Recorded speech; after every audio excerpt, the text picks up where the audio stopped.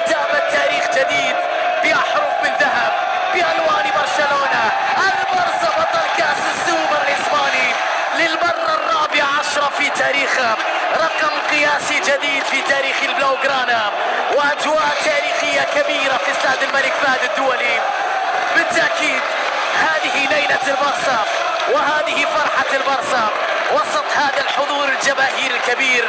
مبروك لجماهير برشلونة العودة للأمجاد والألقاب والفرح. هاردك يا صاني ريال مدريد. برشلونة الليلة يصلون إلى البطولة الرابعة عشرة، هذا رقم تاريخي في السوبر، ولكن الرقم الأكبر الأهم أنها البطولة الأولى لجافي هرنانديز. شاء القدر أن تكون ضد الريال الكبير في نهائي السوبر الإسباني.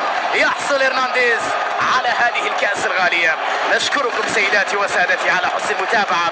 نبقى معكم في هذه التغطية الحية والمباشرة عبر قنوات SSC، لكن مزيد من الحديث حول هذا الكرنفال الرياضي الجميل للغاية المبهر في ملعب الملك فهد الدولي.